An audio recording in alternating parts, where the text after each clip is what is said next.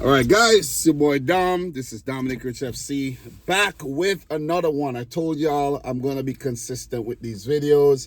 I did one yesterday to touch on, I think, 4 games that I saw. The Liverpool game, the Arsenal, the Chelsea, and the Man City game. So I touched on those. And the other 3 games that were played yesterday, I watched the highlights today. And I could now, touch on those as well. But there's still one game coming up tomorrow. And guys, I can't wait for that, man. Because if I wait for that, the hype would already be, dead. Because I think there's Champions League football coming up next week, if I'm not mistaken. There's so much football, man. God damn. Newcastle even play, I think, it's either tomorrow or one of them days in the Carabao Cup. Like, so much to keep up with. There's so many leagues. La Liga, Serie A. I don't even know what's going on in those leagues.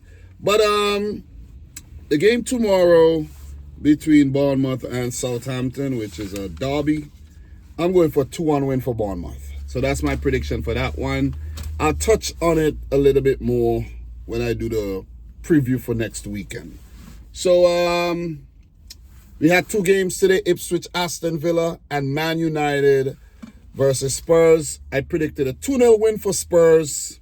They won the game 3-0. And I predicted a 3-1 win for Ipswich. It was a 2-2 draw. Give it up to Ipswich. But before we get into those matches, guys, let's review what happened yesterday. So I have 2 games to actually, I think 3 games to elaborate a bit on from the highlights and the scores and all that stuff. And then today, 2 games as well. So just to recap really quick. Newcastle won, Manchester City won. Vardiel in the 35th, Gordon in the 58th from the penalty spot. Points shared, 1 apiece. I know a lot of people are happy. Let me just put it out there. A lot of people are happy to see City drop points. But it's still early times, no need to panic.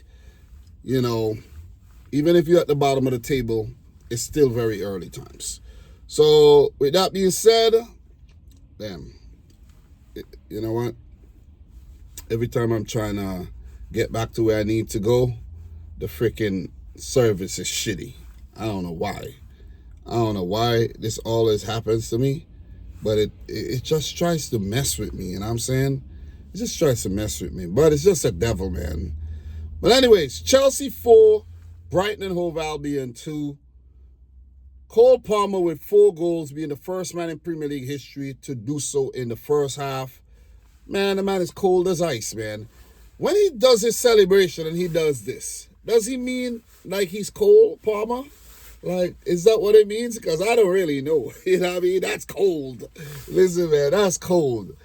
Listen, man, that's the biggest regret I have as a City fan, us selling Cole Palmer. And he's over there doing great things at Chelsea. And I saw a meme today that Cole Palmer, I think, has about 28 goals and 18 assists. The numbers might be off, but you get the point I'm trying to make. And Mason Mount has 1 goal and 1 assist for Manchester United. What a huge lump of shit. 60 million, Cole Palmer 42 million, and look at the freaking output. Mason Mount is a waste. Waste, man. Anyways, for Brighton, Georgina Rutter and Baleba did score, and it was a very, very good game, I have to say. Really enjoyed that one. Chelsea with the W. So we move on. Brentford won. West Ham won. This is a game I didn't talk about yesterday. Brian Mbeumo in the first minute. This is the 3rd time running in 3 consecutive Premier League games that Brentford has scored in the opening seconds of the match. What is going on with this team? And that was a spectacular goal by Brian Mbeumo. He's been on absolute fire this season so far. And, scored early in the game. First minute, really good volley. But Thomas Shusek, he scored the equalizer. Very scrappy goal in the 54th minute to earn West Ham a point. Guess what my prediction was? A 1-1 draw between Brentford and West Ham in this London derby. So I think it's a great point for both teams because Brentford are coming off of losses against the top Premier League clubs, and West Ham has had a very, horrible start to the season. So that'll definitely do a world of good for their confidence. So we are going to keep it moving. And the next game that I have here is Everton 2, Crystal Palace 1. My prediction being a 2-1 win for Everton. I knew them Toffees would do it. I knew they would do it. You see what I mean? Came from behind to win the game just like teams been doing to them. So they went from 3 consecutive matches, dropping points from a winning position to actually gaining all 3 from a losing position. So in this match, Mark Guehi scored in the 10th minute. He very rarely scores. And that was a scrappy goal as well, slapped in by Mark Guehi. And then Dwight McNeil scored a screamer in the 47th minute and then put in another one in the 54th to give Everton a much-needed W, their first of the season. And I think Everton's been playing decent football. They've just been very poor defensively. So this would actually help them, boost their confidence and maybe catapult them to new heights unseen this season. But I know Sean Dyche should be a relieved man, and just the Everton faithfuls would just, feel good about this and not embarrassed every single week having, put out decent performances and coming out with nothing. So big 3 points for Everton. As for Crystal Palace, the horrible start this season continues. And let me just check the standings really, really quick. For Crystal Palace, they've had no wins this season, but they have 3 draws under their belt. So Everton gets off the mark, and there are still 5 teams that has not yet won a game. Those teams are Wolves, Southampton, Crystal Palace, Leicester City, and Ipswich Town. But, Ipswich, they're doing pretty okay. Picking up results, draws in 4 consecutive games. I'll talk about that, pretty soon. But Palace need to get their act together. Let's just put it out there, man. Oliver Glasner, get your act together. You see? Palace needs some stability. I think, from Patrick Vieira to from Roy Hodgson to Patrick Vieira, back to Roy Hodgson, now to Glasner. They're like a little bit going through a limbo right now. Get your act together, Crystal Palace, or you'll be going down to the championship where you belong. You're playing like a championship team right now. Seriously.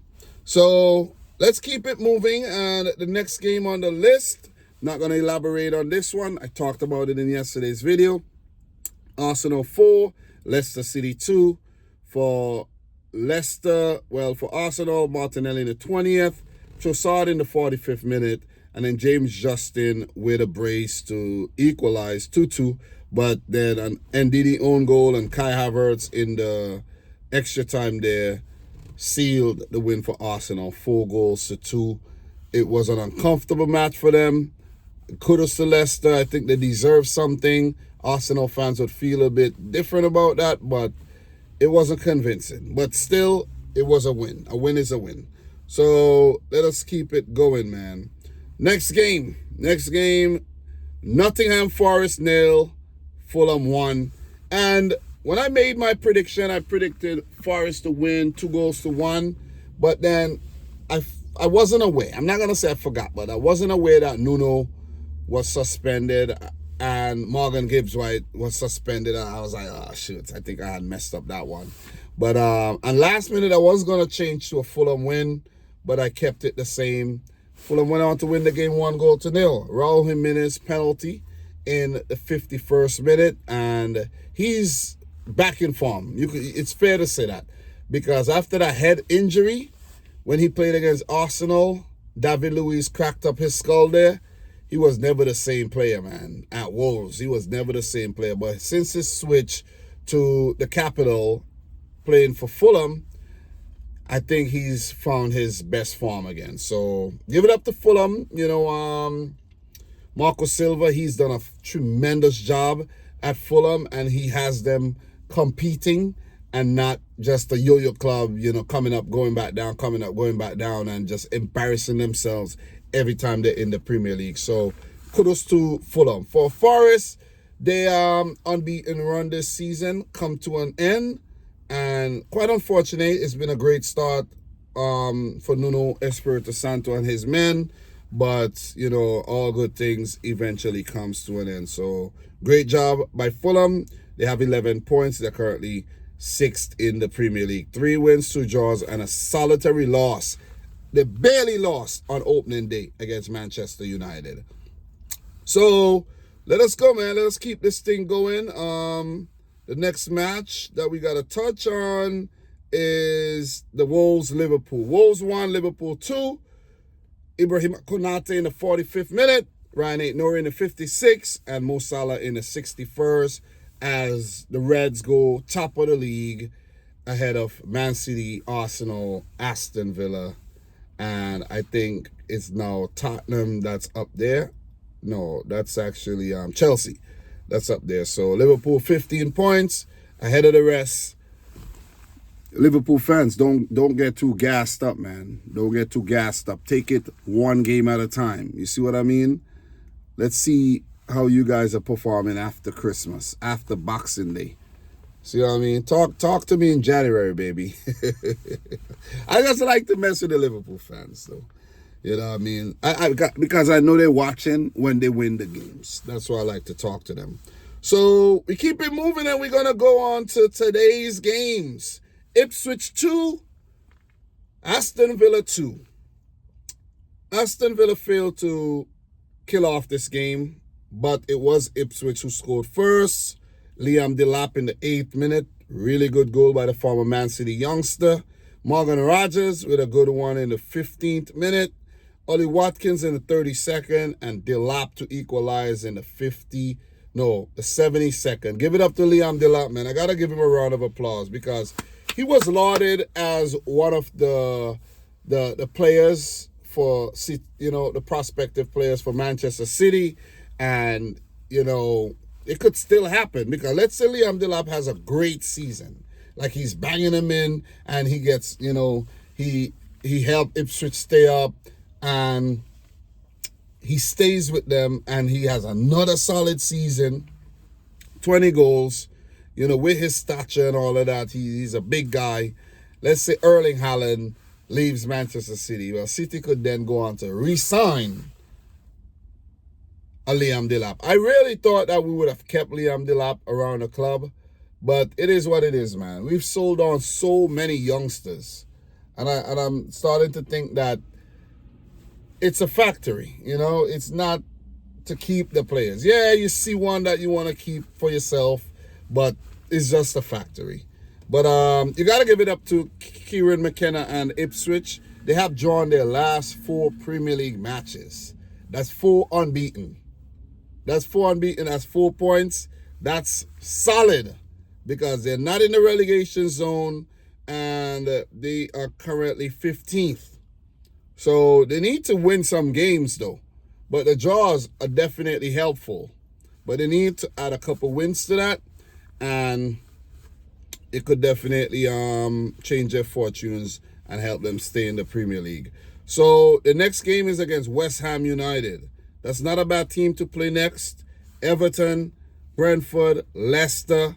They have a nice little run there where they could scrape some points. It's going to be tough to survive. And I think if they are to survive, it's going to be Leon Bailey. So we're going to keep it moving. But I have to say, Villa had a chance to, win this game. But I think maybe they took the foot up off the gas a bit, man, So it is what it is. You're not going to win every single week. They came from behind, got into the lead, but couldn't hold on to the lead. Still a great result for Aston Villa, you know what I mean? They didn't lose, but it was an opportunity missed to go top of the league. So for Villa, they do have Champions League football coming up against Bayern Munich at Villa Park. So the Villa fans must be extremely happy that they have European nights in the Champions League where they could host teams like Bayern Munich. That must be really, really nice, man. Big up to my boy 80 Booth. You watching 80? you're going to be at the game? Quality. And then they host Manchester United. So you already know that's a guaranteed W. So, guys, we move on to the last match I want to talk about today. And that's talking about bum-ass Manchester United.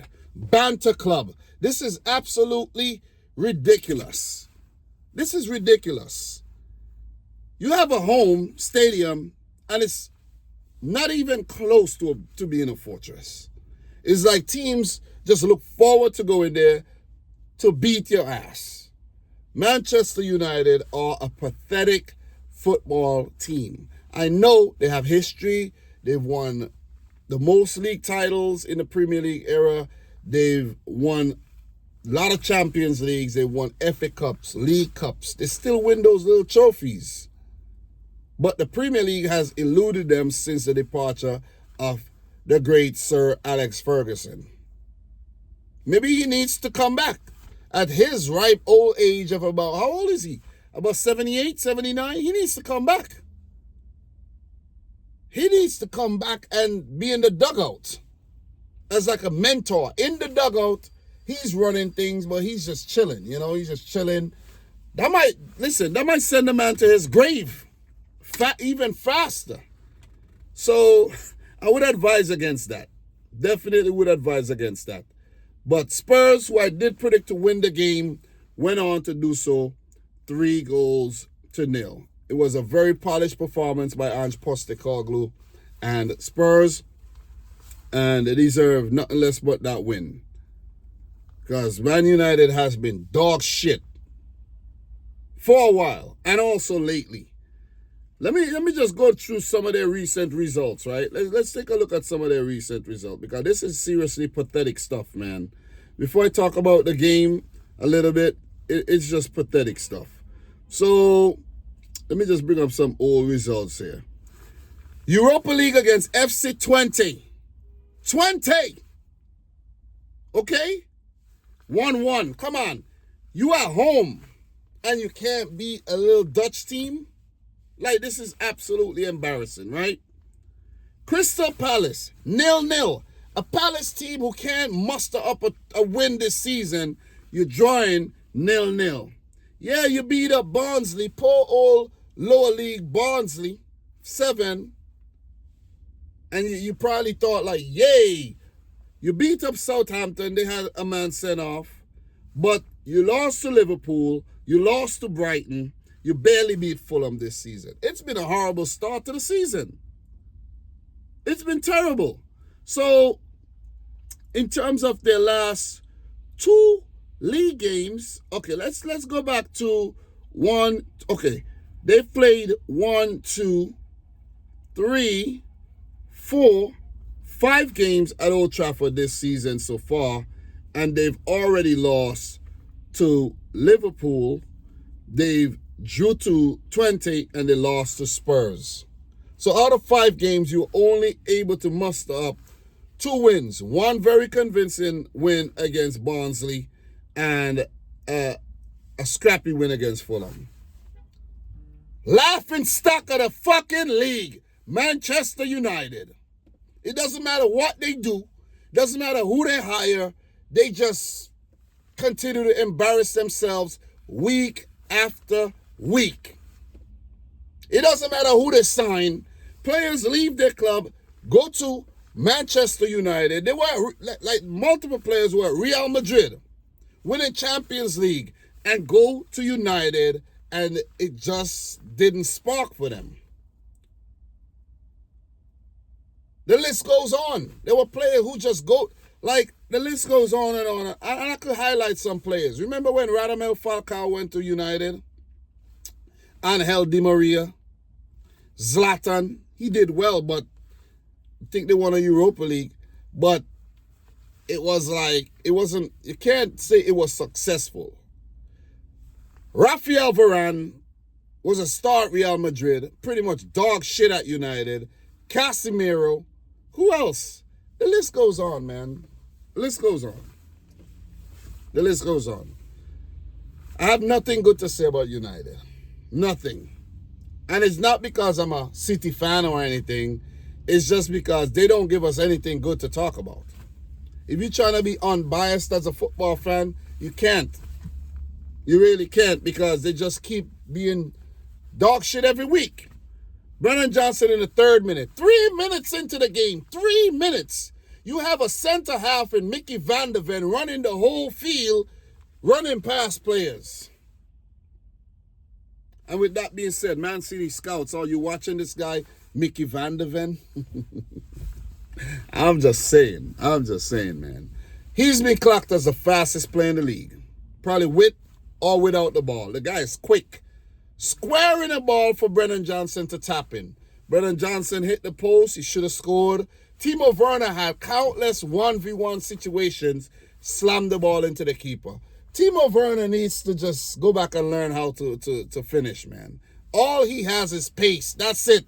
He's like a runaway tire coming down a slope. You never know what's going to happen. Oh, boy. Kulusevski in the 47th minute. Good goal. And Solanke in the 77th. He did score for Bournemouth against United last year, as Bournemouth did beat United 3-0 at Old Trafford. Everybody's going there and embarrassing United. Big win for Spurs, though. Big win for Spurs. This win, wouldn't be talked about too much in terms of, Spurs stealing the highlight. It would be more of United not being good on the day. That's it. Bruno Fernandes sent off in the 42nd minute.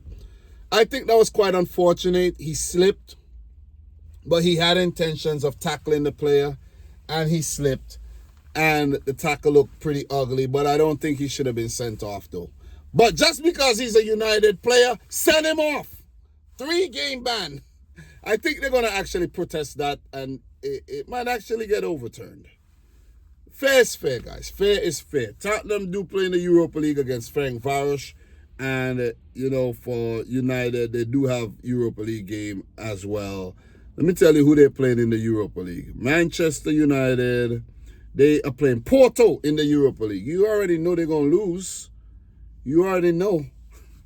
They just might win the game, though. But as for Spurs, though, they needed this win. They definitely needed this win. They've been so-so this season. Some good games and some not so good ones. But to go to United and beat them without their captain, Heung-min Son, that's a feather in their cap right there, man. So Spurs did beat Carabas 3-0. Beat Brentford 3-1. Beat, let me just get back the games really quick there. Come on, every time I'm trying to do something, this freaking thing, internet always try to mess me up, man. Always, man. I don't know why. But they beat Coventry 2-1, but the losses against Arsenal and against Newcastle were kind of, jolted them a bit. But apart from that, they've been fairly okay. They've been fairly okay, you know what I mean? But they needed this win, though. They really did.